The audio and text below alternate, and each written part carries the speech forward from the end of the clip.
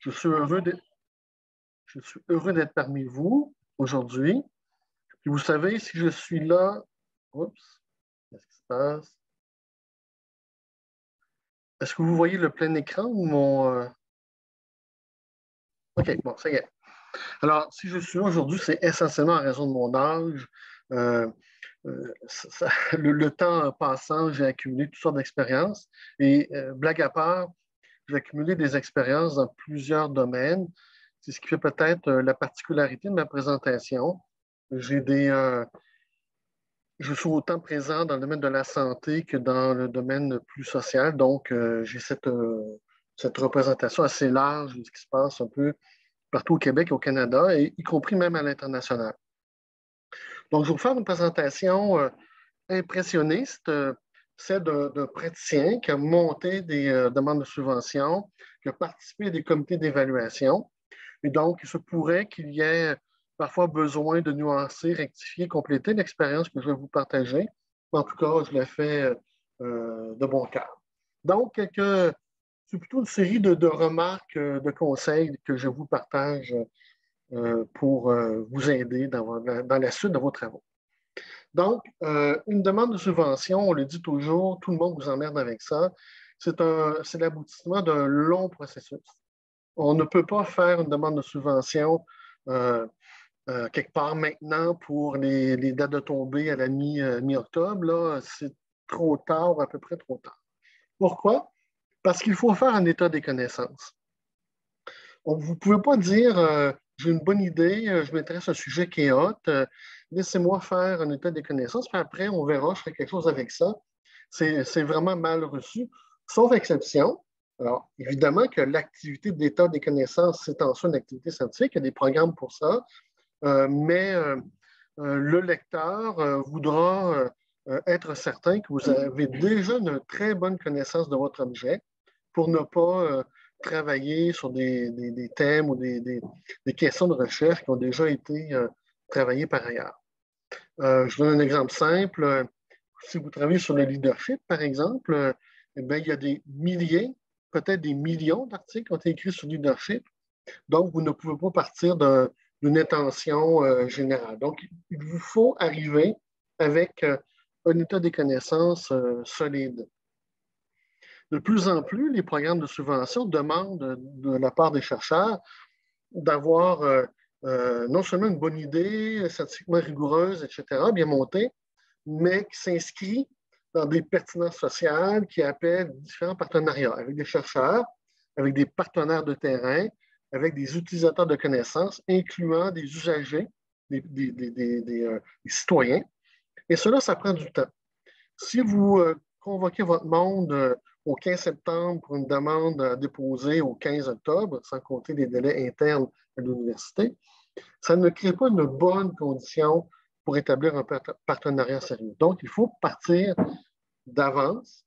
Et tout à l'heure, vous allez voir, je vais vous dire d'autres choses. C'est un avantage que vous pourrez monnayer plus tard. J'aurais dû vous dire, n'hésitez pas à m'interrompre tout au long de la rencontre si jamais je vous dis des choses étranges ou incompréhensibles. Autre raison pour laquelle il faut commencer tôt, c'est que pouvoir dire qu'on a des données préliminaires, pardon, qu'un projet pilote a été fait, que nos outils ont été testés ou validés, mais ça donne un argument de poids pour l'évaluateur qui voudra, qui aura pour tâche d'évaluer votre demande. Ce qui souligne l'importance des petits montants en recherche, du seed money.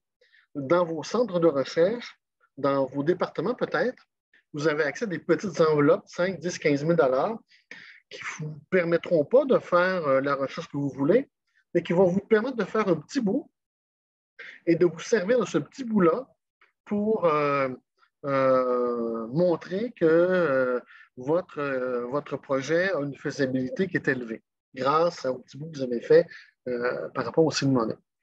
Alors moi, j'ai des subventions importantes, parfois très importantes, mais encore aujourd'hui, je fais encore des petites demandes à 5, 10, 15 000 pour avoir ces fonds de démarrage-là pour tester des idées puis pour bâtir le projet, dans le fond, par étapes.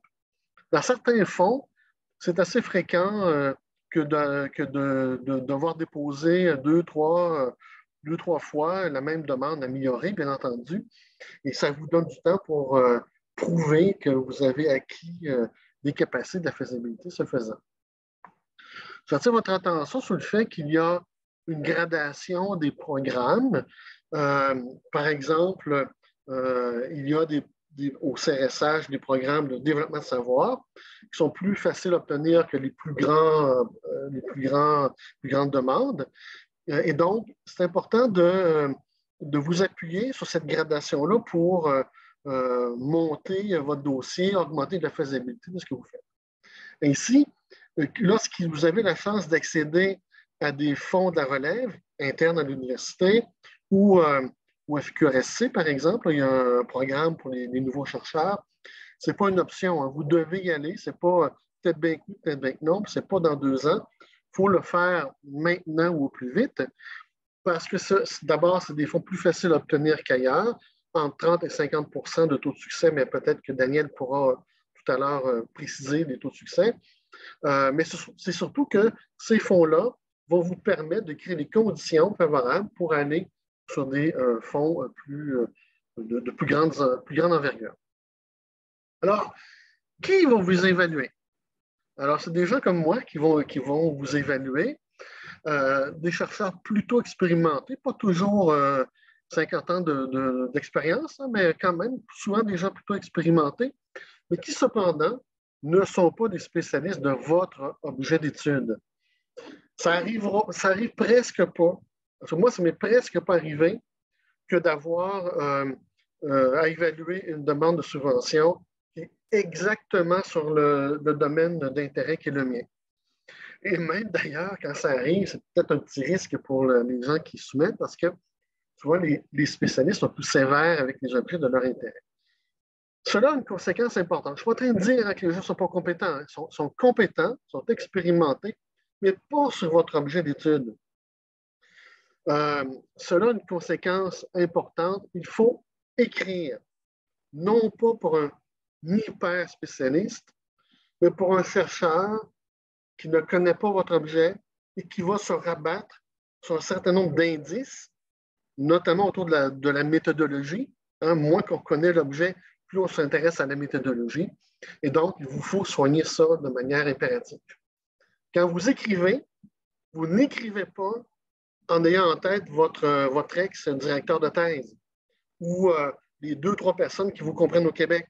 Parce que ça n'arrivera pas qu'un tel niveau de spécialité va vous être attribué.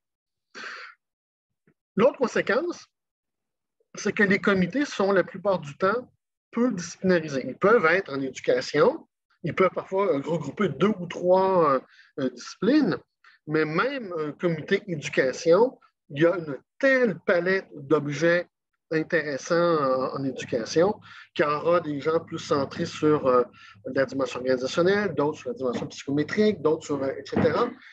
Et donc, il faut penser pluralité des expériences d'évaluateurs. Alors, les évaluateurs sont bienveillants, attentifs, compétents, ça c'est mon expérience, là, mais il se pourrait qu'ils vous lisent rapidement.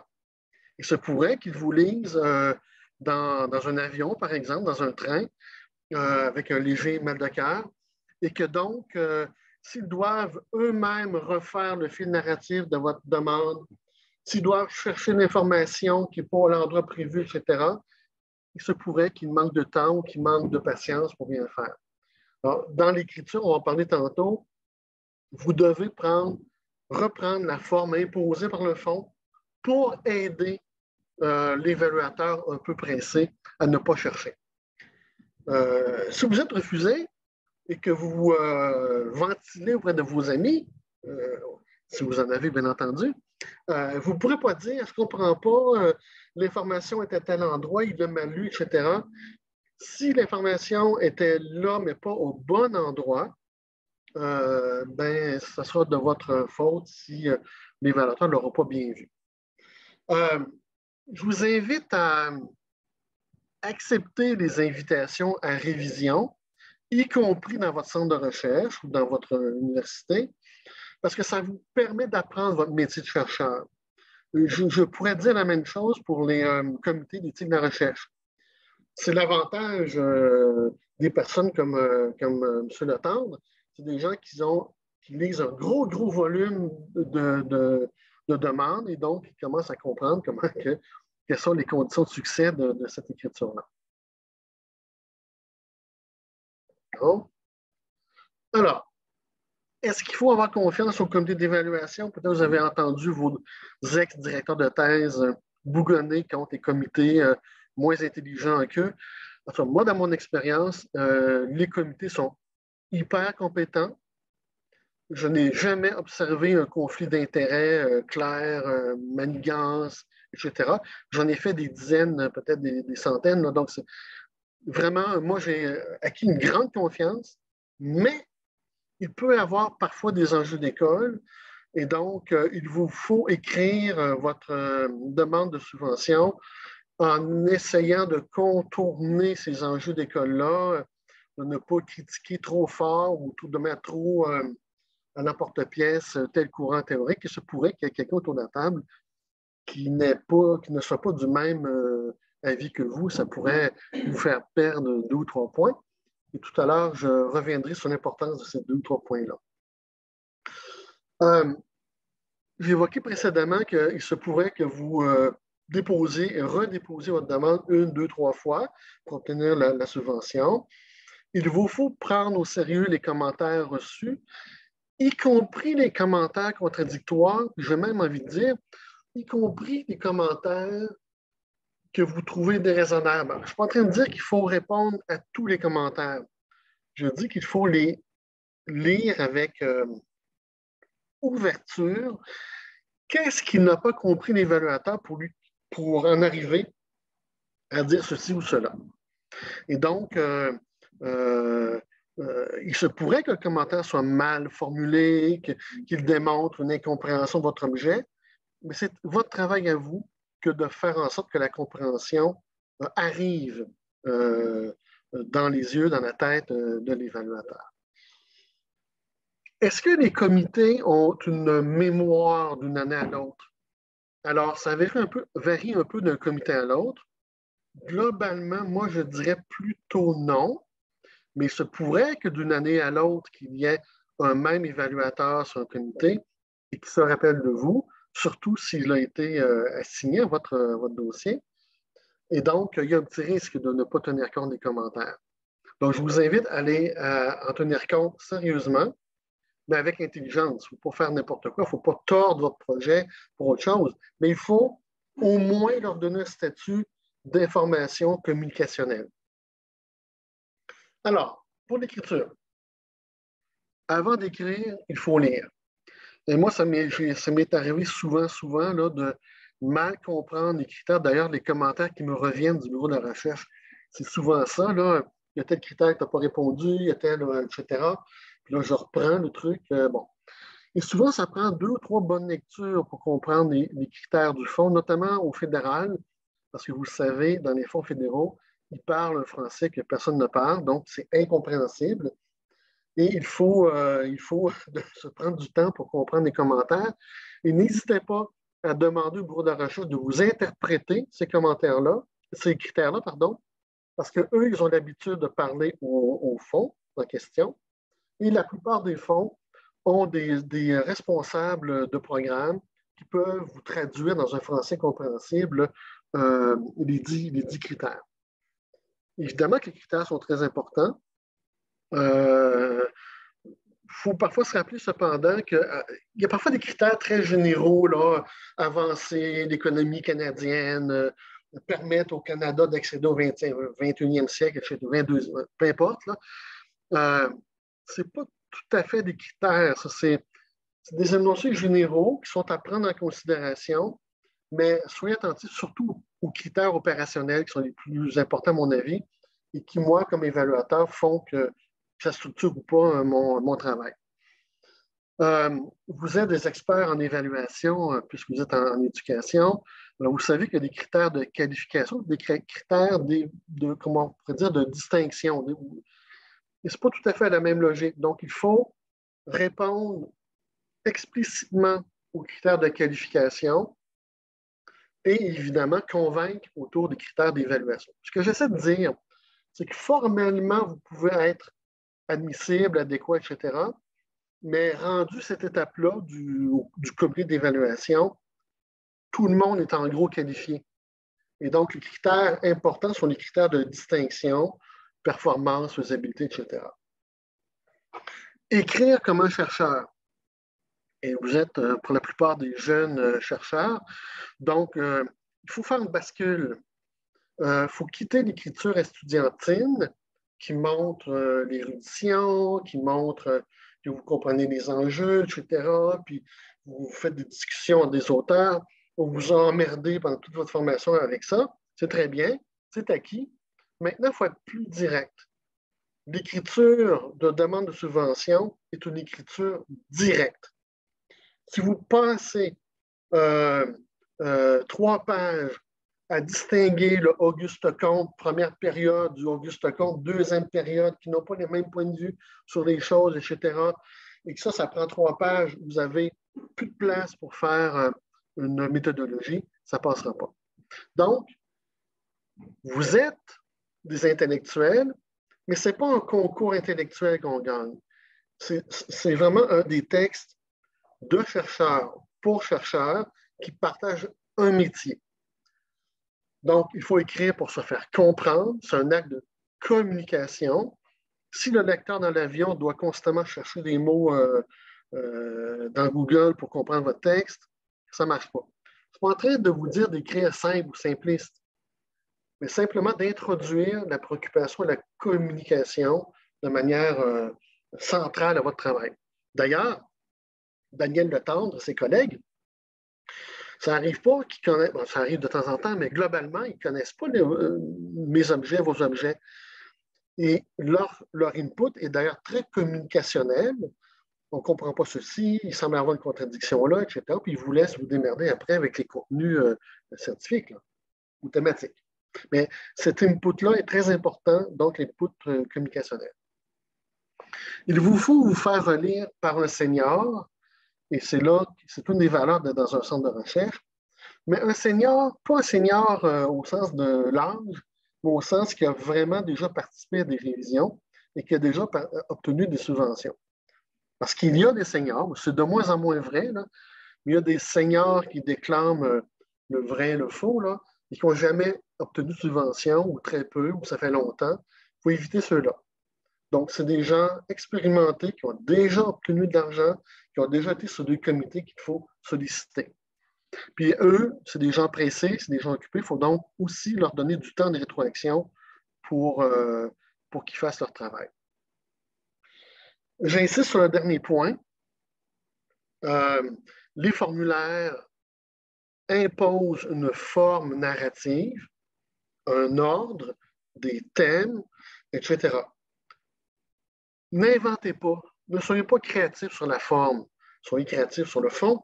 Sur la forme, reprenez la forme imposée, reprenez les lexiques imposés, parce que l'évaluateur vous lira une fois, et peut-être que le matin du comité d'évaluation va vous relire une fois, une autre, deuxième fois rapidement, ou ses notes, puis il va vouloir repérer là, le critère X, le critère faisabilité, il faut qu'il puisse le retrouver rapidement. Donc, si vous renommez tout, peut-être que c'est convaincant en soi, mais c'est plus de travail pour l'évaluateur. Il pourrait dire, ben, il y a une section qui manque, là, même si elle est là d'une certaine manière, mais pas vraiment. Alors, est-ce qu'il faut y aller ou pas? Souvent, il y a des jeunes qui disent ah, je ne suis pas tout à fait prêt, m'attendre 1 an ou 2 ou 3 ou 4. Là. Moi, je ne vous recommande pas ça. Faire des demandes de subvention, c'est votre travail. C'est bien entendu, si vous n'avez aucune publication, vous pouvez attendre 1 année, puis les publications se montent. Il y a des concours plus exigeants que d'autres, là, bien entendu. Mais dans votre première année de travail ou deuxième année de travail, Vous avez peut-être un peu moins d'enseignement à faire, un peu moins de tâches administratives à faire. C'est le bon temps pour faire des demandes de subvention. Il y a une composante de loi des grands nombres. Si vous en faites une tous les 5 ans avec un taux de succès à 10 il se pourrait que vous n'en ayez jamais une sur votre carrière.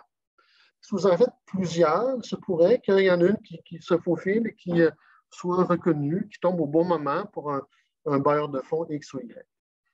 En faisant les demandes de subvention, en recevant les commentaires de Daniel ou du senior, qu'est-ce qui se passe? Mais vous apprenez votre travail avec la rétroaction des comités aussi. Et donc, c'est en faisant qu'on apprend et donc qu'il faut en faire quotidiennement. Là. Et en faisant quotidiennement, en l'introduisant dans votre plan de travail hebdomadaire ou mensuel, ça évite les rushs là, de septembre où tout le monde se garoche à faire des demandes de subvention la fin de semaine et la nuit, avec des risques éventuels sur la qualité. L'autre valeur d'en faire beaucoup ou d'en faire régulièrement, c'est que ça vous permet de réemployer des textes bien construits que vous avez dans votre ordinateur. Vous recevez souvent du bureau de recherche ou du centre de recherche ou d'autres des informations vous disant que dans 3 semaines, il y a telle demande de subvention, tel programme qui s'ouvre ou qui arrive. Et souvent, vous vous dites, 3 semaines, je n'ai pas le temps. Puis là, vous reculez, même si c'est un thème pour lequel vous auriez des chances. Si vous avez des textes, des projets dans votre ordinateur, vous pouvez les mettre en forme, les reformuler, et le travail est beaucoup moins grand à ce moment-là. Je connais des chercheurs très, très, très bien financés qui sont capables de se retourner sur 2 semaines pour faire une demande de subvention qui arrive de manière inopinée dans leur boîte de courriel. Mais ce n'est pas parce qu'ils sont géniaux ou parce qu'ils travaillent jour et nuit, c'est parce qu'ils ont des textes dans leur ordinateur. Bien entendu, ce n'est pas du copier-coller que je vous demande de faire là, ici. Parce que l'évaluateur le voit quand c'est pas fait pour le programme en question. Mais disons que quand votre état des connaissances est fait, quand vous avez une méthodologie de bien construite, de la faire évoluer pour qu'elle rentre dans le programme, c'est relativement facile. Quelques petits conseils opératoires. L'évaluateur, donc un peu pressé, son œil est tout de suite attiré par les tableaux et les schémas que vous mettez. La conséquence pour vous, c'est qu'ils doivent être parfaits. Ce n'est pas le moment de faire des schémas complexes ou faits maison, etc., qui induisent du mou par rapport au texte. Donc, si vous décidez d'introduire un tableau, un schéma, il faut qu'il soit costaud, idéalement, validé et publié ailleurs, etc. La longueur souvent, les chercheurs, on se plaint, là, il faut faire une demande en 5 pages, ça n'a pas de bon sens, etc. C'est jamais, jamais, jamais un facteur explicatif de votre résultat. Puisque c'est une règle qui s'applique à tout le monde de manière égale. Et donc, dans un 3 pages, dans un 2 pages, dans un 5 pages, dans un 12 pages, il doit toujours y avoir les mêmes informations, notamment en ce qui concerne la méthodologie, là, puisque l'évaluateur n'est pas spécialiste de votre objet, il va porter une attention particulière à la méthodologie. Je vais vous étonner. Je ne sais pas si Daniel a la même expérience, mais ça m'est arrivé souvent de voir des demandes de subvention sans référence. Pas de référence, mais pas de scientificité, donc on ne les lit pas. Ou des objets très importants pas référencés. Donc, mettez des références, sinon c'est des problèmes. Il faut que les lexiques soient stables. Ce n'est pas un texte de journaliste que vous écrivez. Là. Vous mettez de côté le dictionnaire de synonymes. Vous gardez toujours les mêmes. Les mots du titre, les mots du but ou de l'objectif, etc., doivent être toujours les mêmes. Sinon, ça crée de l'incertitude chez l'évaluateur. Il faut que les objectifs soient repérables dans la méthode. Il faut qu'il y ait un lien explicite.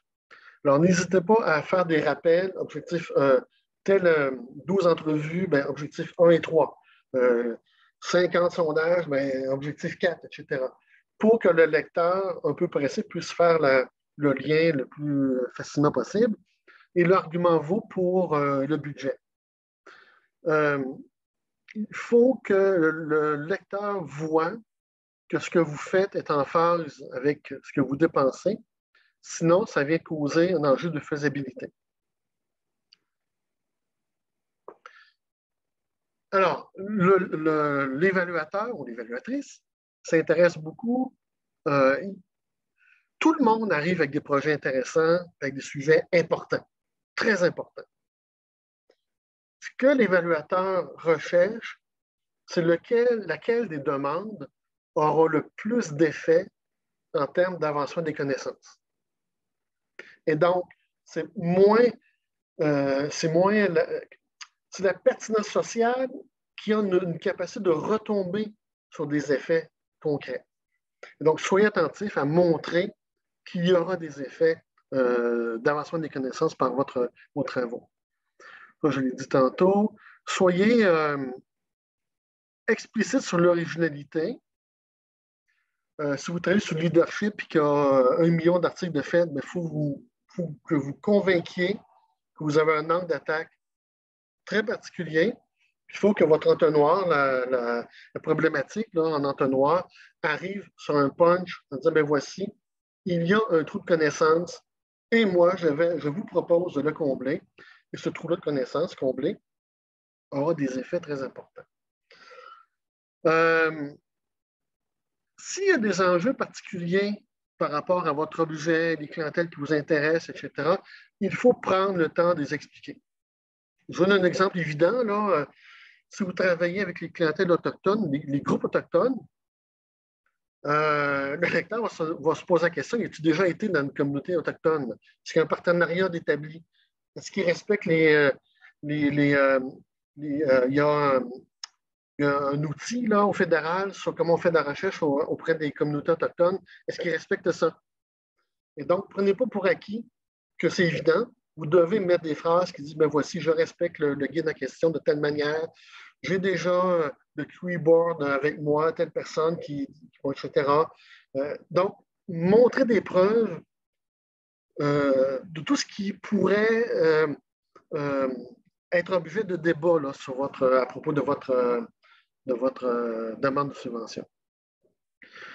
La faisabilité, c'est essentiel. En 2 recherches super intéressantes, et dont une dont on n'est pas certain qu'il va arriver à produire ces choses, c'est l'autre qui va gagner. Alors, je reviens avec l'exemple autochtone. Vous dites, je vais faire le tour des 17 communautés inuites du Nunavik, puis vous n'avez pas de budget de transport, ben, c'est fini. Il n'y a plus de débat à propos de votre demande. Commentaire très important, faites attention aux petits points. Alors, on met 6 mois de travail à bâtir une demande béton très, très convaincante, etc. Puis à la fin, sur le roche, là, le 14, pas le 14 octobre, là, mais mettons le 7 octobre, vous complétez la pertinence sociale, le transfert de connaissances, puis là, c'est très, très général. Et là, sur 5 points, vous allez en avoir 3. Eh bien, ces 2 points-là risquent de faire une différence. Parce que sur un comité, admettons qu'il y a 100 demandes d'évaluer, il y en a 3-4 qui se distinguent d'emblée. Il y en a, mettons, une vingtaine qui ne seront pas vraiment discutées sérieusement, quand ils n'ont pas de chance. Et il y a donc 78 demandes finançables de qualité. Et là, il va y avoir une ligne de partage. Est-ce que c'est à 82 ou à 81 qu'on va faire la ligne de partage? Et donc, ce petit point-là, le petit relâchement qu'il y aura eu au moment de rédiger, par exemple, le transfert de connaissances, peut faire la différence entre un succès et un échec lors de ce concours-là. D'ailleurs, les gens du bureau de la recherche sont très attentifs à ces petits points-là. Là. Nous allons parler tout à l'heure du transfert de connaissances plus en détail. Est-ce qu'il faut rédiger en anglais? Alors, tout à l'heure, peut-être que Daniel nous donnera son point de vue. Je dirais qu'au CRSH, le français est très bien respecté, dans mon expérience en tout cas. Aux RSC, ce n'est pas tout à fait la même chose. Ils viennent d'augmenter les espaces là, pour le français, mais la plupart du temps, les évaluateurs ne comprennent pas bien le français. Donc, la majorité de mes collègues qui soumettent aux RSC le font en anglais, malheureusement. Je le déplore, mais c'est comme ça. Je voulais revenir sur, vous parler un peu des, des objectifs. Moi, je parle toujours d'une structure d'objectifs, pas d'une liste. Quand on dit identifier ceci, identifier cela, identifier ceci, ce n'est pas une structure d'objectifs. Alors, quand vous êtes en éducation, vous comprenez bien ce que je dis, là, et ça arrive souvent que les objectifs ne sont pas liés les uns aux autres. Or, c'est important, cette structuration-là, parce qu'elle permet de dire, voici, je vais être très, très intensif sur le premier objectif et un peu moins sur le deuxième. Les verbes que vous allez utiliser vont faire une différence à ce propos. Le titre doit être éclairant, clair et surtout contenir une pertinence sociale. Il peut y avoir une pertinence intellectuelle, etc., mais c'est beaucoup plus intéressant, à mon avis, que votre titre énonce une telle pertinence sociale. Donc, je vous ai mis à l'écran une recherche subventionnée. Là. Puis quand on la lit, on voit bien qu'elle aura des effets sur les personnes en question. C'est vraiment c'est l'usage approprié, etc., qui est mis de l'avant. Alors, quelques mots sur la problématique. Alors, ce n'est pas que de la narration. Elle doit comporter un état des connaissances, je l'ai dit tantôt. Elle doit amener sur une pertinence sociale. Elle doit être structurée sur des objectifs. C'est la structure d'objectifs qui va consolider la compréhension de l'évaluateur. Il va constamment s'y référer. Et donc, elle doit porter du sens en elle-même et être reliée pertinemment à la méthodologie. Pour les gens en sciences plus sociales, faites attention aux énoncés d'hypothèses. L'hypothèse que le PQ va disparaître ou gagner les élections, ce n'est pas une hypothèse ça, pour certains chercheurs en quanti. Et donc, employez pas les termes comme hypothèse dans un sens commun. Là. Si vous parlez d'hypothèse, il faut que ce soit de vraies hypothèses. Pour le cadre théorique et conceptuel, d'abord, il faut en avoir un. Parfois, il n'y en a pas. Après ça, il faut éviter les mantras trop généraux. Là. Je suis postmoderne, je suis phénoménologique, etc. Parce que ce n'est pas assez précis. On peut le dire en 2-3 mots, là, mais ça doit descendre sur de l'opérationnel. Une demande de subvention, ce n'est pas un texte de réflexion, c'est un texte d'action qui annonce une action qui va être faite. Et donc, je vous invite à définir les concepts que vous employez, pas seulement énoncer votre ancrage épistémologique général. Faites attention aux postures d'école. C'est totalement inutile d'écrire dans votre texte la psychanalyse, ça ne vaut rien. Vous pouvez le penser, mais ça vous met à risque de perdre des points si, je l'ai dit tout à l'heure.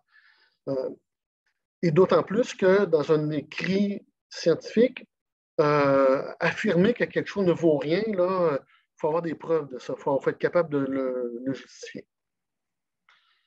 Ça, je l'ai dit tout à l'heure. Pour la méthodologie, je vous rappelle que l'évaluateur porte beaucoup d'attention à ça.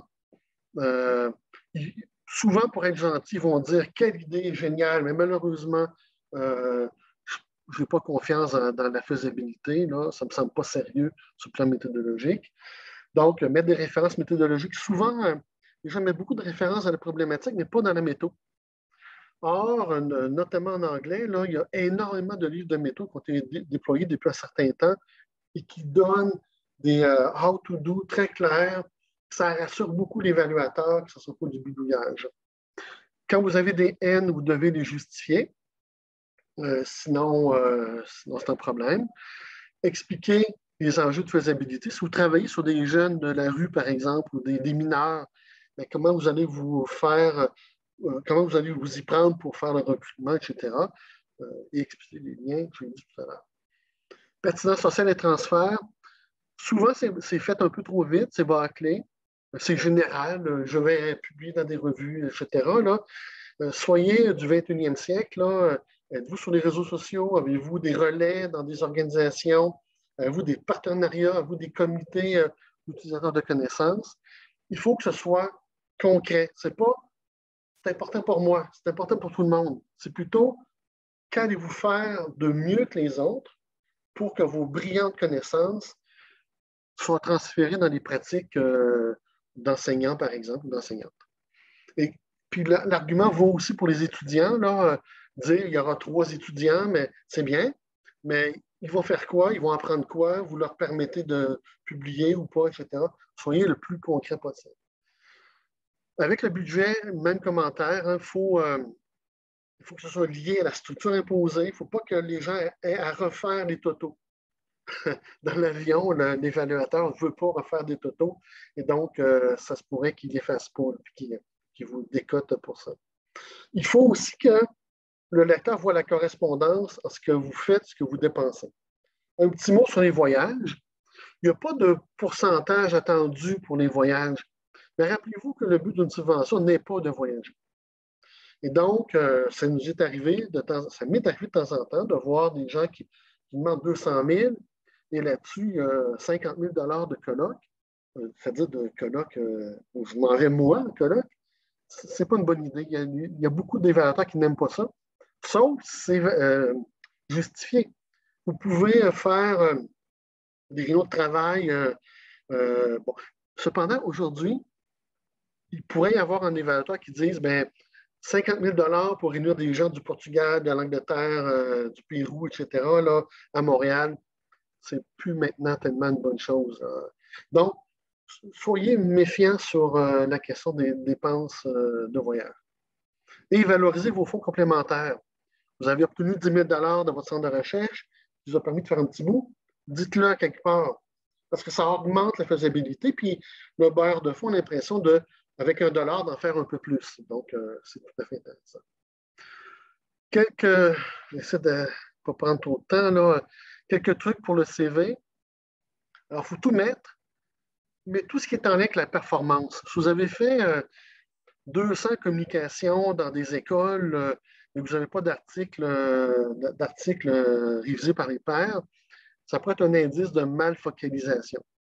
L'évaluateur pourrait se dire, ah, cette personne-là n'a pas fait les bons choix, là, elle aurait mieux fait de publier que de se promener partout au Québec. Puis si vous dites, je n'ai pas beaucoup publié, mais c'est parce que j'étais responsable de programme, là, l'évaluateur n'est pas tellement sensible à ce genre d'argumentaire-là.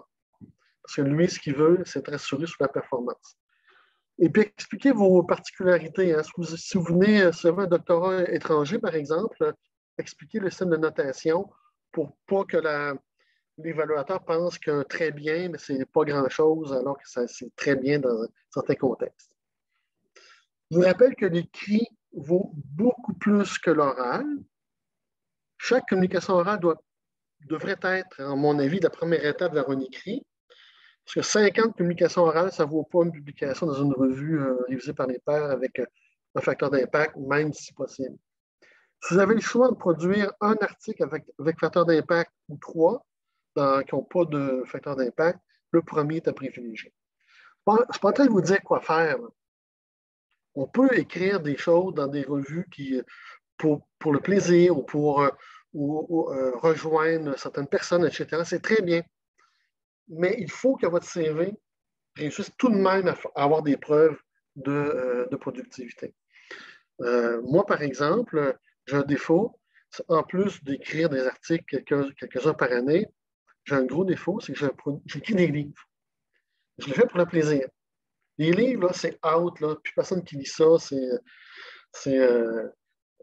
Mes gros vendeurs, là, c'est 200 exemplaires de vendus. Là, c'est vraiment.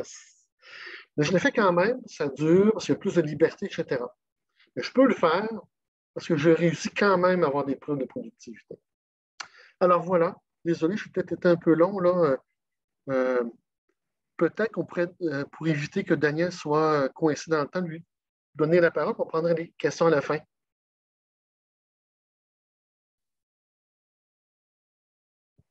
Oui, moi je suis prêt. C'est comme vous voulez.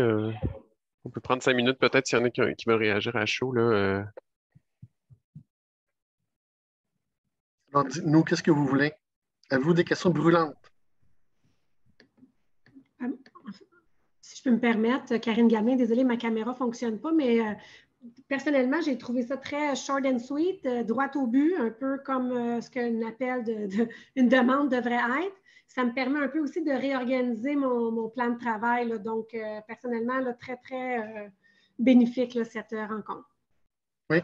Peut-être dire que la performance pour les subventions de recherche, c'est ça qui gage votre liberté à l'université. Si vous n'obtenez pas de subvention de recherche, dans 3 mois, dans un an, vous allez avoir plein de mandats administratifs. Là. Ça va avoir un gros effet sur votre carrière. Moi, si j'ai été performant en recherche, c'est parce que dans les 2 premières années, j'ai eu des conditions favorables à ça. Et ça a marché. Et dans les conditions favorables, là, il y avait le fait que j'étais au CRI avec c'était Yves Lenoir à l'époque, qui a un effet de. Il m'a amené, permis d'avancer. Une fois que tu as des subventions, ben, tu peux légitimement rejeter des tâches moins exaltantes.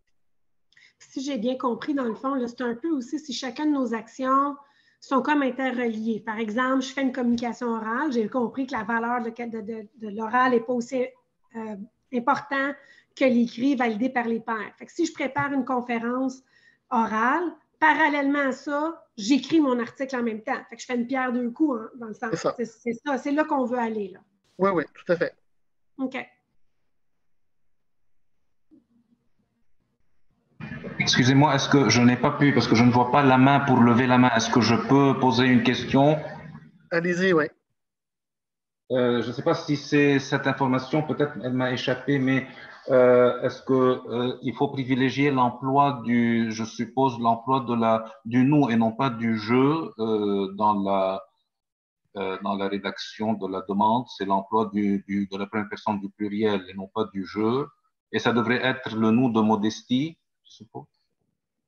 Et Ouais, l'autre question, concerne les références. Est-ce que les références doivent respecter la norme APA ou c'est une autre norme à respecter? Alors, pour les 2 réponses, dans les 2 cas, l'important, c'est la cohérence. Vous ne pouvez pas passer du nous au je, ça ne marche pas. Vous ne pouvez pas faire du Vancouver Style et de la PA en même temps. Donc, respect des règles du fond, imposées par le fond, et cohérence. Sur le je et le nous, là, ça, c'est un débat d'étudiants, ça. Parce que les chercheurs, sous le contrôle de Daniel, là, il y en a presque plus qui font des demandes de subvention en solo.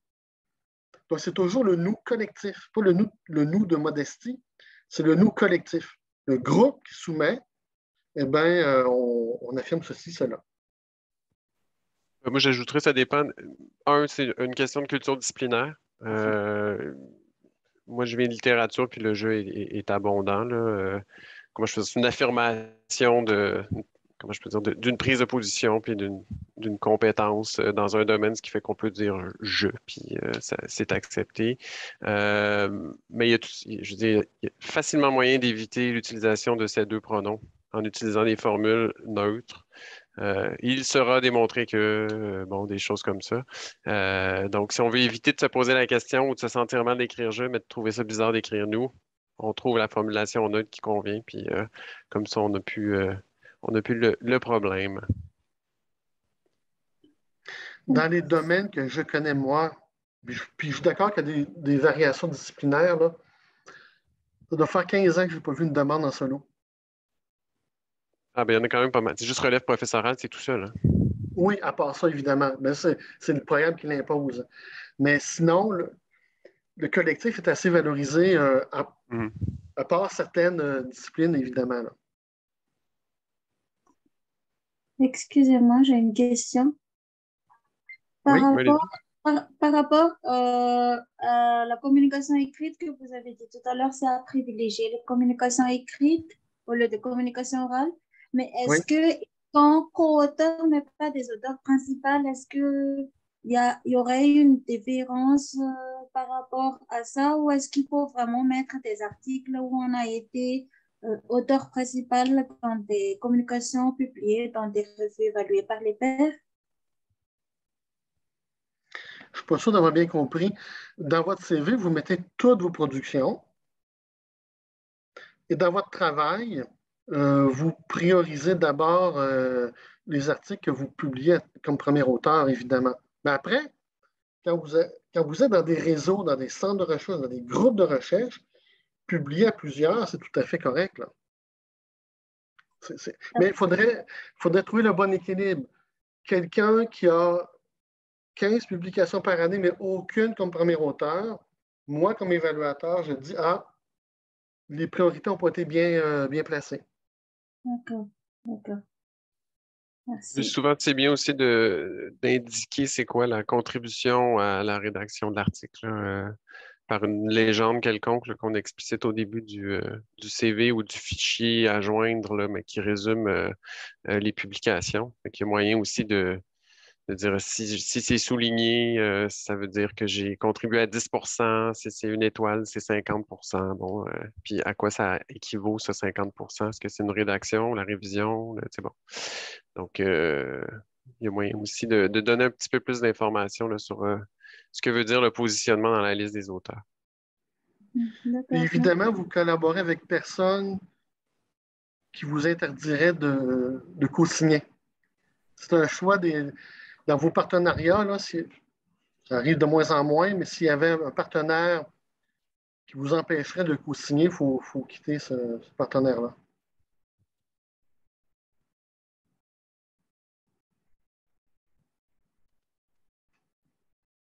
Est-ce qu'il y a d'autres questions? Alors, je vous laisse la parole, Daniel. Je vais partir mon diapo.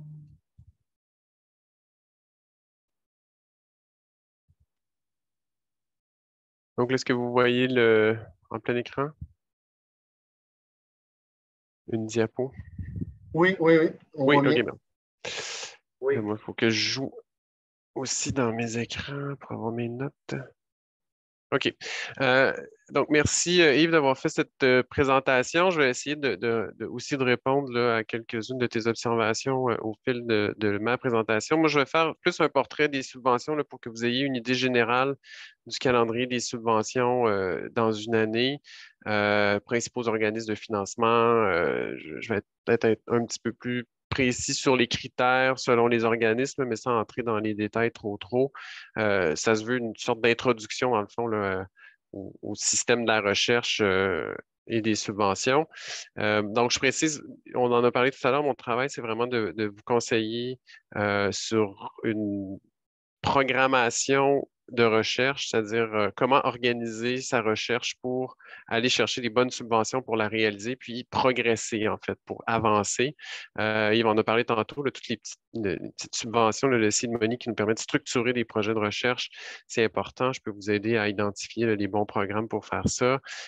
Ou si vous avez un projet puis vous ne savez pas à quel programme de subvention le faire financer, mais je peux vous aider aussi là-dedans. J'ai un volet de ma tâche aussi qui tient de la formation là, de la relève en recherche à l'Université de Sherbrooke. Donc, vous allez voir passer des fois des ateliers que j'anime ou que j'organise là, pour vous donner quelques connaissances supplémentaires ou des compétences diverses sur des programmes ou sur une manière de présenter, par exemple, les activités de mobilisation des connaissances, etc. Donc, n'hésitez pas à faire appel à moi. Je le dis toujours, le plus tôt vous commencez à travailler sur une demande de subvention, le plus de chances qu'elle a d'être financée. Donc, moi, je suis vraiment là pour vous accompagner là-dedans, pour lire 3, 4, 5 versions du même projet si c'est nécessaire. Il faut aussi prendre quelques mois à l'avance. Par exemple, la période qui commence est très, très occupée. Fait que c'est sûr que si vous m'envoyez un projet pour euh, dans 3 semaines, j'aurai pas le temps de le lire avant 3 semaines probablement. Donc, c'est à garder en tête. Donc, allons-y. Bon, les principaux organismes de financement, bon, tout le monde les connaît. Grosso modo, là, il y a l'organisme fédéral qui est le Conseil de recherche en sciences humaines, le CRSH. Il y a son pendant au Québec qui est le FRQ-SC. Il y a un nouvel organisme qui est apparu il y a quoi, 5 ans peut-être, là, les Fonds Nouvelles Frontières en recherche qui visent des subventions qui sont presque toujours interdisciplinaires, des projets ils appellent ça à haut risque et à haut rendement. Il y a des grosses subventions là, qui sont fournies par ce fonds-là, mais il y en a des plus petites aussi, là, toutes sortes d'appels ponctuels qu'il faut garder à l'œil, des subventions de 50, 100 000 là, mais qui peuvent servir justement à explorer une nouvelle méthode, une méthode innovante ou à joindre des disciplines qui ne sont pas très souvent, mais pour répondre à un besoin bien précis qu'on a identifié. Donc, ça peut être intéressant. J'ai mis Fonds de recherche du Québec, là, je l'ai distingué du Fonds de recherche Société et Culture, parce que Société et Culture, il y a des programmes un peu plus classiques dont on va parler, mais les Fonds de recherche du Québec aussi ont des programmes un peu qui regroupent les secteurs, donc santé, nature, technologie et société, culture. C'est aussi les Fonds de recherche du Québec qui administrent souvent les actions concertées. Donc, ça, c'est quand des ministères ou des organismes parapublics se mettent ensemble pour financer un programme de recherche sur un sujet précis. Donc, c'est les Fonds de recherche du Québec là, qui s'occupent d'administrer les concours. Donc, ça aussi, il faut les garder à l'œil. Et finalement, il y a des ministères et agences gouvernementales qui ont leur propre programme de financement de la recherche. Je pense ici, entre autres, là, au ministère de l'Enseignement et de l'Éducation supérieure, mais c'est moins vrai ces temps-ci. Sinon, le ministère de l'Économie et de l'Innovation, il y a tout un volet sur l'innovation sociale là, qui finance des projets de cet ordre-là. Et puis, des agences fédérales comme l'Agence de santé publique du Canada aussi, qui ont des programmes pour financer de la recherche. Donc, nous, au SAREC, on fait une veille là-dessus. Je vous annonce là aussi qu'on a, disons, on a souscrit un abonnement à une grosse base de données qui s'appelle Pivot, qui va nous permettre, mais surtout vous permettre là, de vous créer un profil, de générer des listes d'annonces, si on veut, là, de subventions qui correspondent exactement à vos champs disciplinaires et à vos intérêts de recherche. C'est pas tout à fait mis en place encore là, pour l'instant à l'université. Ça va aller là, un peu plus tard à l'automne.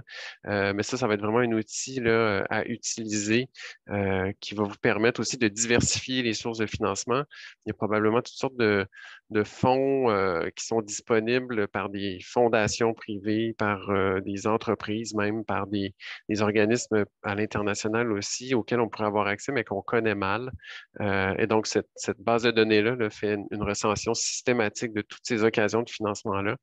Donc, je vous invite, là, quand les annonces seront faites, là, pour que vous puissiez aller vous créer un profil, je vous invite à le faire et à utiliser toutes les possibilités offertes par cette base de données. J'ai regroupé dans un tableau là, les programmes principaux. Donc, vous voyez, j'ai divisé en différents types de programmes. Donc, il y a des programmes qui subventionnent vraiment des activités de recherche. On parle de relève professorale, de soutien à la relève professorale au Fonds de recherche du Québec. Il y a un programme aussi qui s'appelle Samuel de Champlain, mais j'en parle moins parce que les taux de succès ne sont pas très bons. C'est à l'international avec la France. Au CRSH, essentiellement, il y a le programme de développement savoir et les subventions savoir, dont il va parler un peu tout à l'heure. Ce qui est de la recherche partenariale, j'ai mentionné les actions concertées. Donc, souvent, c'est ça, on dit partenarial parce que ce sont plusieurs ministères ou organismes qui se mettent ensemble pour financer des projets. On fait appel aussi des fois là, en tant que chercheur ou chercheuse à des partenaires là, pour participer à cette recherche-là. Donc, on l'entre dans cette grande catégorie. Il y a un programme qui s'appelle Engagement des Fonds de recherche du Québec, où là, c'est un partenariat, mais avec des citoyens et des citoyennes qui posent des questions de recherche, en fait, des grandes questions qui peuvent être très complexes ou très simples, mais avec lesquelles on se couple, disons, pour mener à terme un projet qui va permettre de répondre à cette question-là. Donc là, la date limite pour les citoyens et citoyennes pour déposer leurs questions, c'est ces jours-ci. Donc, les questions seront mises en ligne un peu plus tard dans les prochaines semaines et les chercheurs-chercheuses qui sont intéressés à répondre à une question ou à une autre avec la collaboration du citoyen ou de la citoyenne pourront déposer une demande en ce sens un peu plus tard cet automne. Il me semble que c'est au mois de novembre.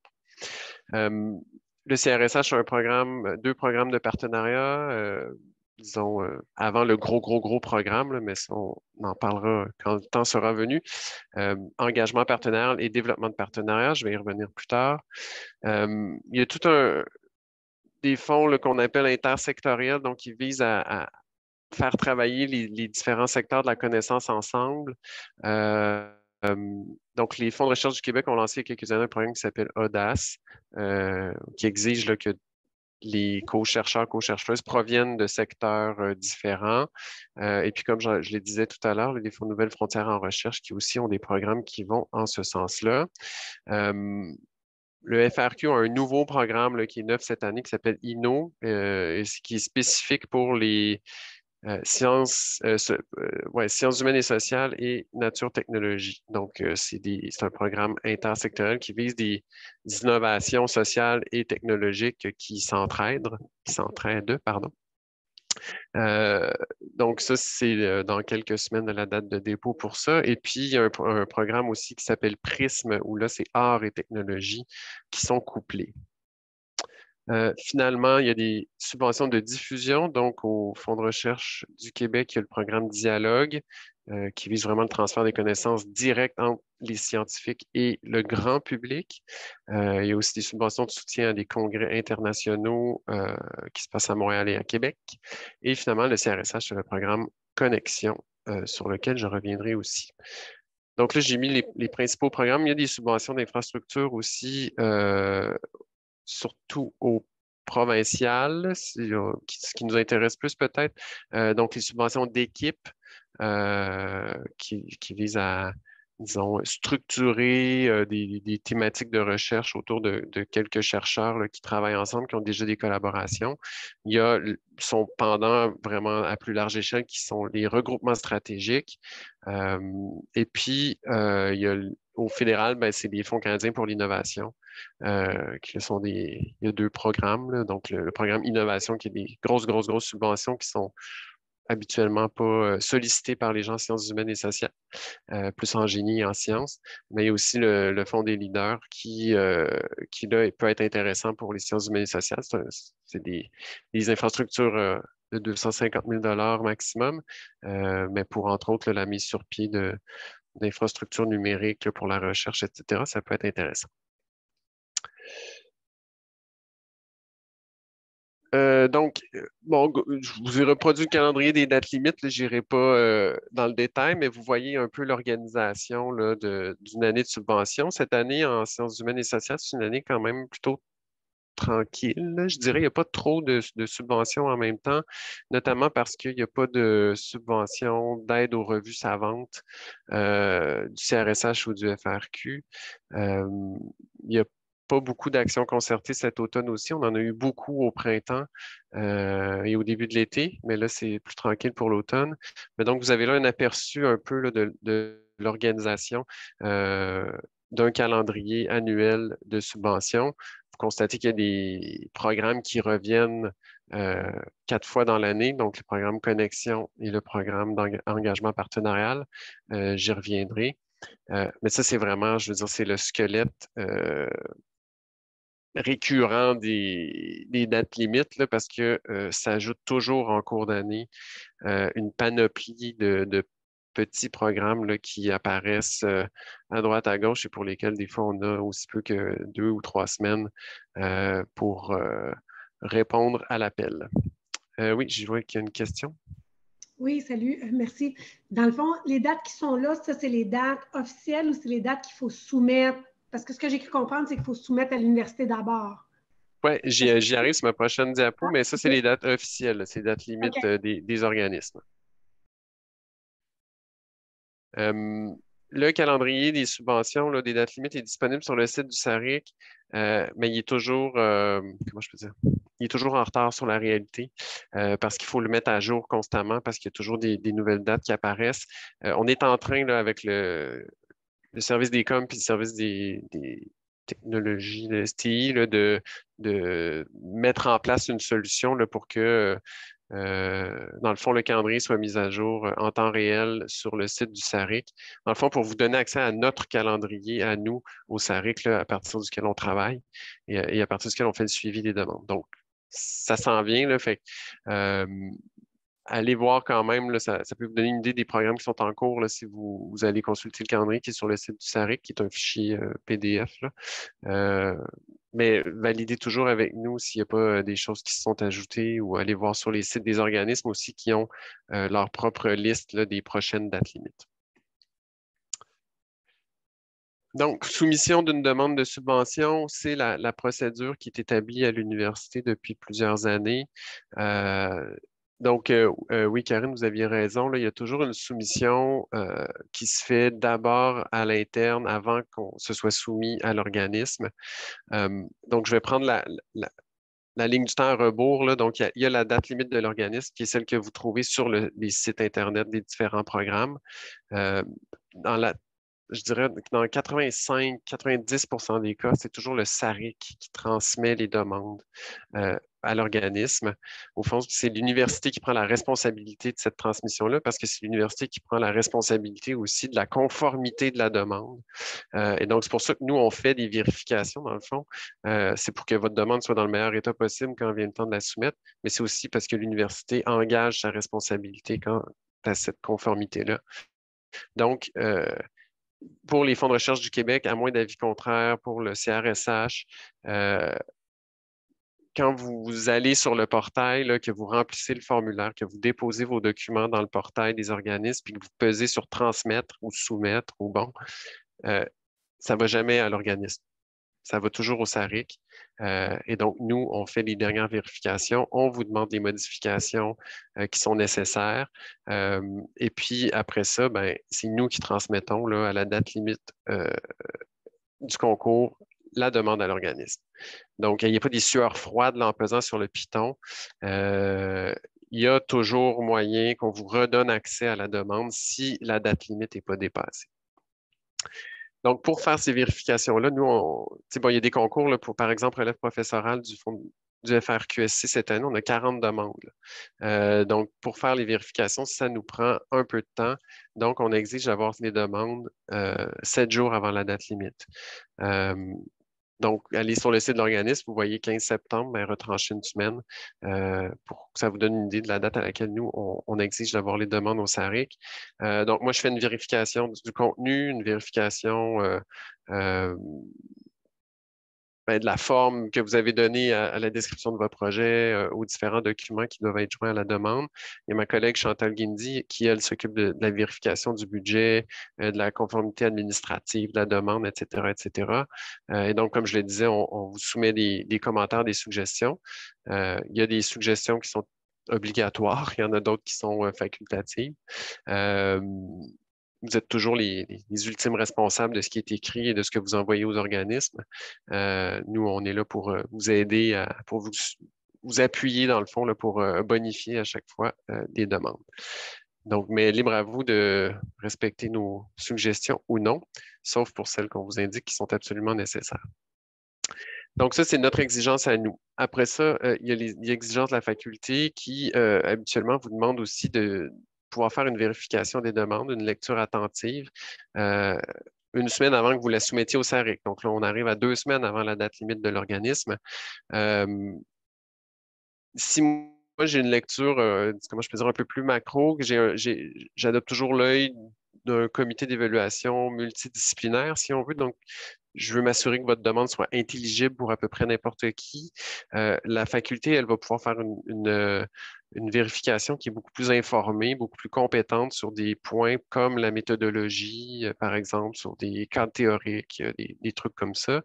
Moi, je vais pouvoir vous dire si je ne comprends pas votre méthode, mais la faculté va pouvoir vous dire si votre méthode est adéquate ou pas, ou s'il manque des références, etc. Donc, c'est très important d'avoir avoir ce retour-là de la faculté. La faculté aussi va approuver votre bordereau de transfert. Donc, ça aussi, vous allez trouver le lien sur la page d'accueil du SARIC. Le bordereau de transfert, c'est un formulaire que vous remplissez en ligne avec toutes sortes de cases à cocher qui nous servent à recueillir des données pour faire des statistiques puis suivre un peu la recherche qui se fait à l'université. Par exemple, est-ce que cette recherche s'inscrit dans un des thèmes fédérateurs de l'université? Oui, lequel, etc. Mais ça nous sert aussi à préparer l'octroi, c'est-à-dire si vous obtenez votre subvention, il y a toute une série de procédures administratives aussi qu'il faut faire avant que vous puissiez avoir accès à vos fonds.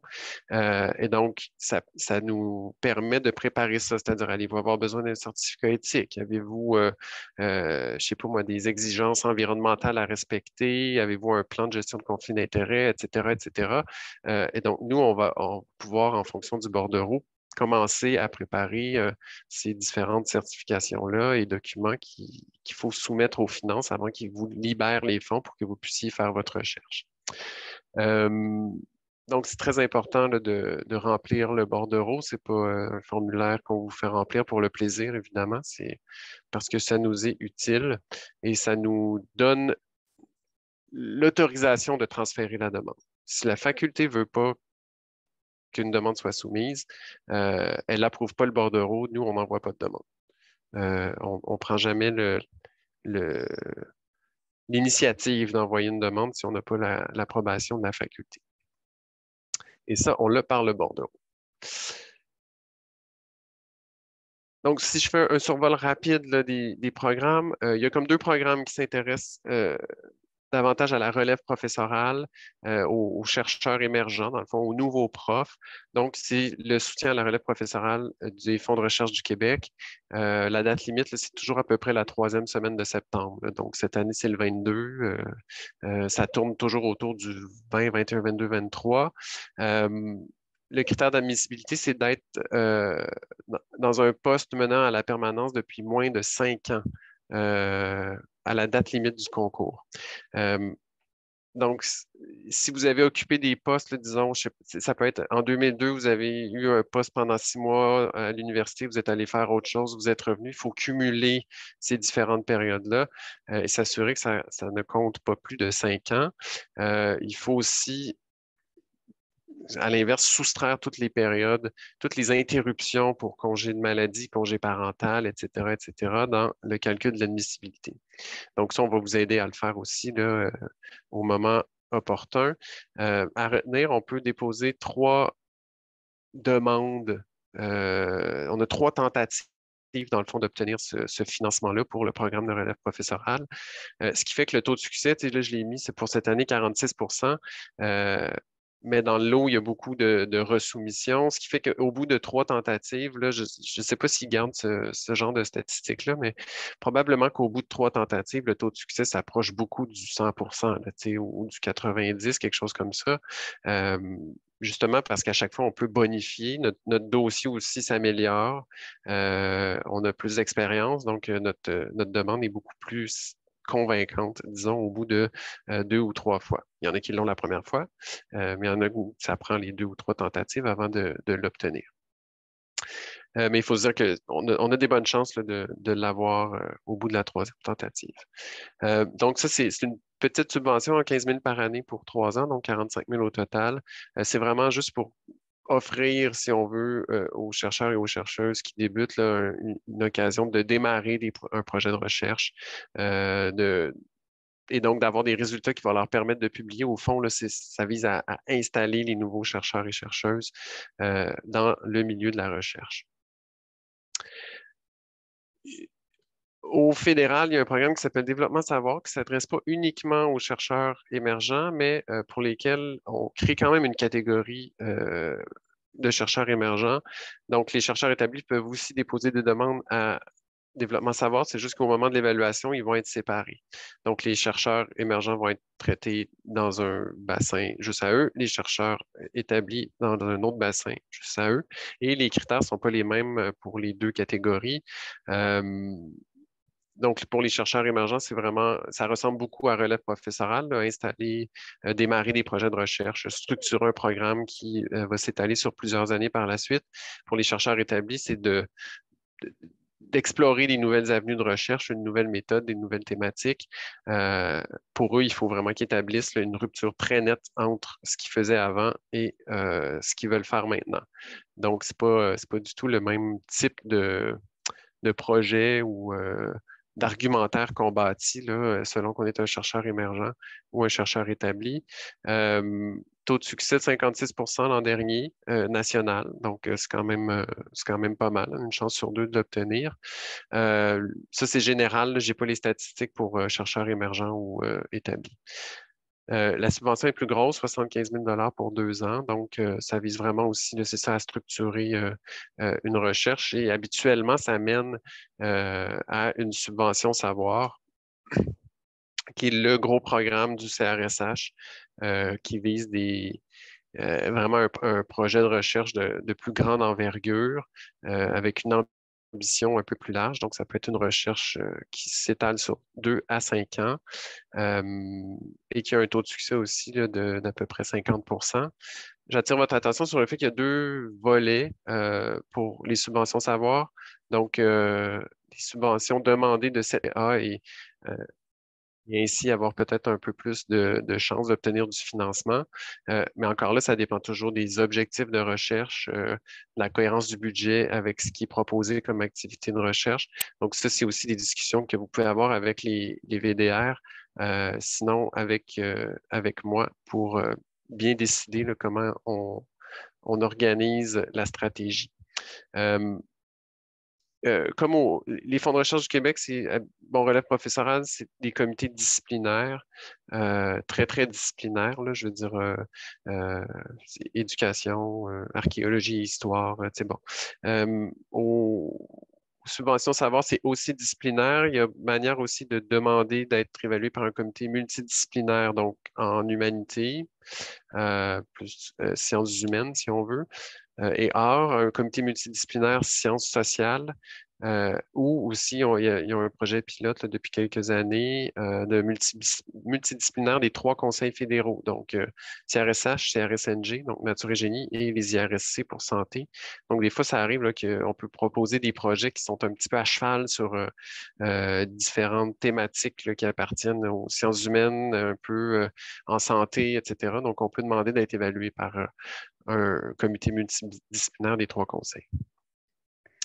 Donc, ça, grosso modo, c'est les 3 subventions là, de recherche, donc 2 qui s'adressent un peu plus à la relève professorale, et puis la subvention savoir qui vise à mettre en place un projet de recherche de plus grande envergure.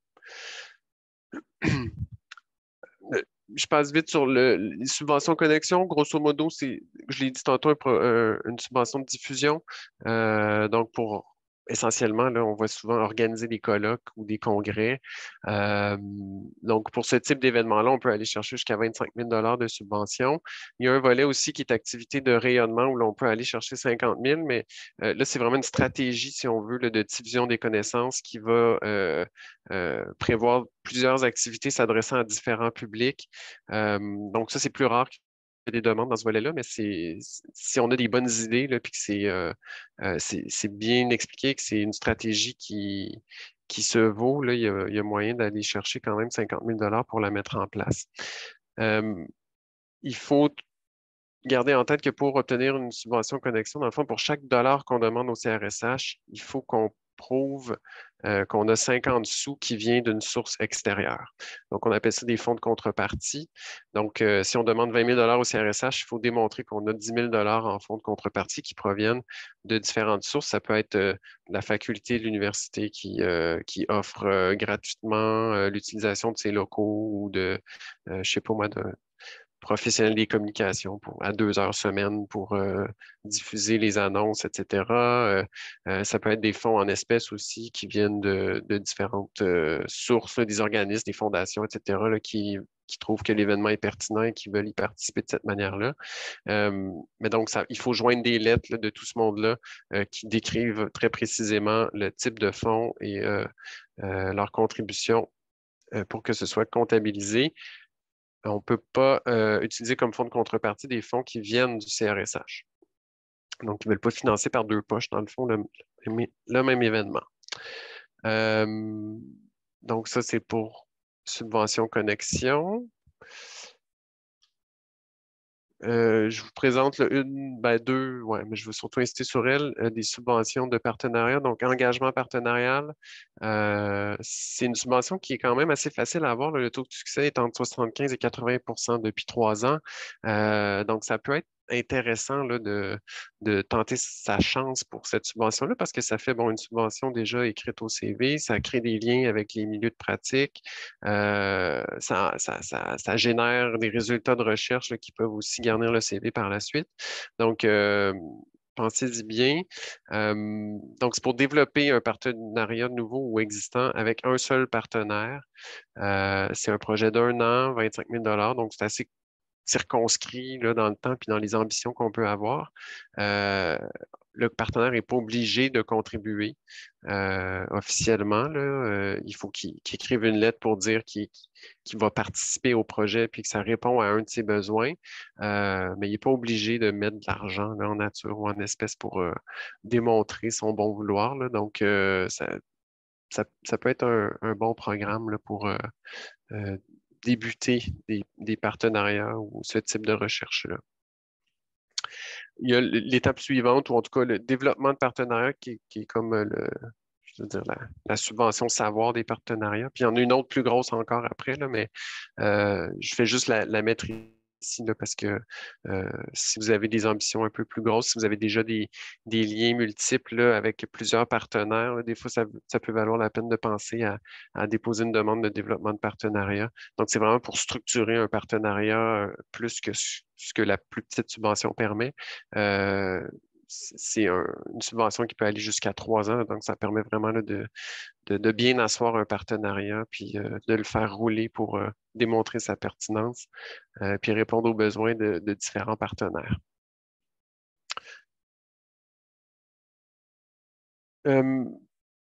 Donc, les critères d'évaluation, ils ont des appellations différentes qu'on soit au CRSH ou FRQ, mais grosso modo, c'est la même chose.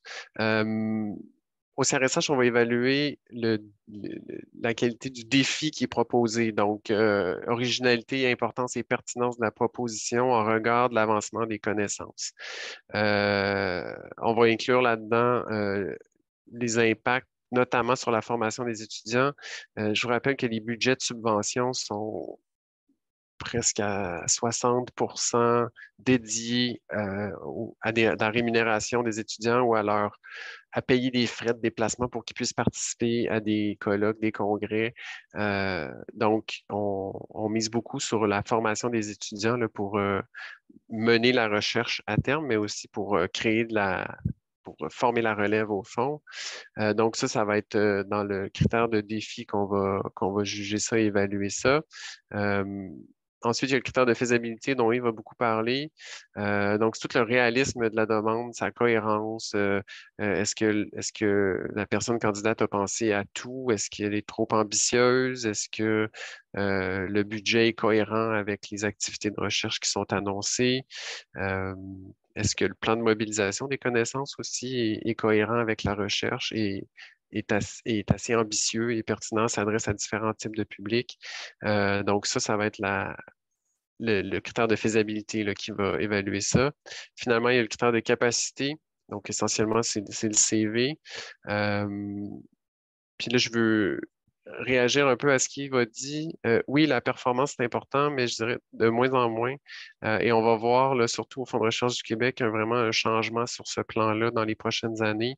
Ça a commencé déjà avec certains programmes, mais ils vont aller davantage vers l'évaluation de la qualité de la production scientifique et de ses retombées plutôt que de la quantité.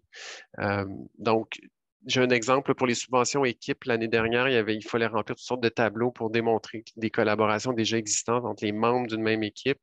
L'an passé, on pouvait rentrer jusqu'à 20 publications conjointes. Cette année, c'est 5. Donc, on veut vraiment miser sur la qualité de la performance scientifique plus que sur la quantité. Donc, ça, on va le voir là, tranquillement. Là. En sciences génie, c'est déjà commencé. Là, ils demandent des CV narratifs. Donc, il faut comme un peu raconter son histoire et sa contribution au savoir plutôt que de la démontrer par une liste de publications. Même chose pour les indicateurs de performance. Il va parler des facteurs d'impact. C'est fini les facteurs d'impact, on n'en met plus. Premièrement, s'il y a un indicateur qui est controversé, c'est bien celui du facteur d'impact des revues. C'est extrêmement variable selon les disciplines. C'est facilement manipulable par les revues pour monter leur cote. Donc ça, tout le monde s'entend ou à peu près là, en scientométrie que les facteurs d'impact ne sont pas des indicateurs fiables. Et si vous tenez absolument à utiliser des indicateurs comme le H-index et autres, il faut expliquer ce que ça veut dire parce que, encore là, c'est très variable selon les disciplines. Il faut que vous vous situiez par rapport à d'autres. Un H-index de 25, est-ce que c'est bon ou pas bon dans votre discipline? Moi, je ne sais pas. Les évaluateurs, probablement que ne le savent pas trop non plus. Même chose pour les citations. Est-ce que dans votre discipline, être cité 5 fois, c'est bon ou pas? C'est très variable selon les disciplines. Et surtout, est-ce que vous avez été cité parce que l'article est bon ou parce que l'article est très, très controversé et critiqué de toutes parts? Donc, c'est pas la même chose. Donc, vous voyez là, vers quoi on s'en va. Là, on tend de plus en plus à vouloir que les chercheurs et les chercheuses décrivent leurs contributions et la qualité des contributions plutôt que la quantité. Donc, c'est pas, comment je peux dire, c'est pas encore la manière de faire là, pour l'instant. Ça n'a pas été demandé explicitement encore par les organismes, mais ça s'en vient. Donc, je voulais juste vous mettre au parfum de cette modification là, qui est en cours dans le système de la recherche. Au FRQ, là, grosso modo, c'est les mêmes critères. Là. Donc, on évalue le projet de recherche, son originalité, la clarté de la problématique, etc. On va évaluer la compétence aussi, encore là par le CV. Il y a souvent un fichier joint là, au Fonds de recherche du Québec où il faut identifier les 5 contributions les plus importantes. Donc, c'est là où on a un petit texte à écrire là, justement pour expliquer pourquoi on considère que c'est des contributions importantes. On évalue la formation à la recherche et le budget. Et donc là, Yves, tantôt a parlé là, des petits points qu'on peut aller chercher un peu partout. Les formulaires, là, ça paraît très, très administratif. Faites un résumé, expliquez les retombées, etc. Mais c'est là où chercher beaucoup de petits points. Si le résumé n'est pas clair, déjà, ça crée un doute dans l'esprit des évaluateurs sur la clarté de la problématique. Si on voit qu'on prend à la légère la section sur les retombées et les publics cibles au CRSH, si on n'est pas convaincant dans ces sections-là, mais encore là, ça nous enlève probablement des points par rapport à quelqu'un qui a bien travaillé ces sections. Donc, les formulaires, ce n'est pas du tout à négliger. Il faut y travailler aussi sérieusement qu'au gros morceau qui est la description du projet. Donc, c'est ça. Je termine là-dessus. Les forces d'une demande, ben, je ne redirai pas ce qu'il va dire plus largement que moi et avec plus de détails, mais grosso modo, il faut être très clair, pas être jargonneux.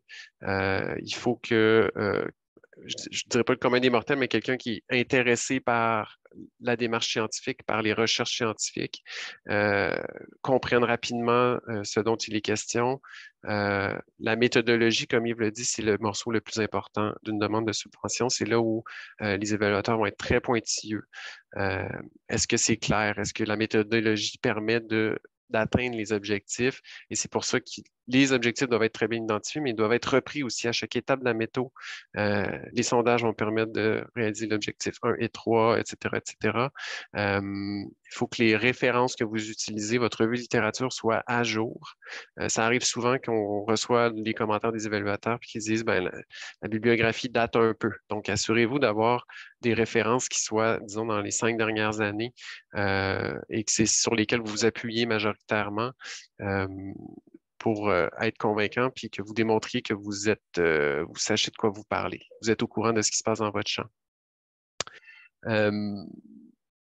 J'ai mis en dernier les critères d'équité, diversité, inclusion et analyse différenciée selon les sexes plus. C'est pas encore les programmes des Fonds de Nouvelles Frontières en recherche exigent une section là, où on explicite le DI. Ça va s'en venir. C'était un mandat qui avait été donné au CRSNG de mettre ça en place pour qu'après ce soit adopté par les autres conseils fédéraux. Ça ne me surprendrait pas que les Fonds de recherche du Québec aussi s'en aillent dans cette direction-là dans les prochaines années. Donc, commencez déjà à y réfléchir déjà dans les plans de formation des étudiants, là, inclure quelques petites lignes sur l'inclusion et favoriser la diversité dans votre équipe. Ça peut être des points supplémentaires aussi à aller chercher. Et ce qui s'en vient aussi, c'est la gestion des données de recherche. Donc ça, on travaille là-dessus là, avec le service des bibliothèques pour vous offrir de l'appui sur ce plan-là, mais c'est pas encore un concours par Conseil fédéral là, qui exige un plan de gestion des données de recherche cette année. Mais donc, on peut juste penser que ça s'en vient dans les autres programmes dans les prochaines années, mais on travaillera là-dessus avec vous quand ça arrivera. Donc, voilà, j'ai rien à ajouter pour l'instant sur ce plan-là. Il va être très explicite. Donc, si vous avez des questions, je sais qu'on a dépassé l'heure un petit peu. Mais bon, s'il y en a qui sont encore là et qui ont des questions, n'hésitez pas. Merci beaucoup, M. Letendre et M. Couturier, pour votre présentation. Daniel Moreau, en remplacement ponctuel de Sancine Lacal. J'inviterai les collègues qui auraient des questions à soulever à le faire maintenant. Sinon, j'enverrai ma présentation aussi à Brigitte là, pour qu'elle puisse le distribuer ou l'afficher d'une manière ou d'une autre. C'est très gentil.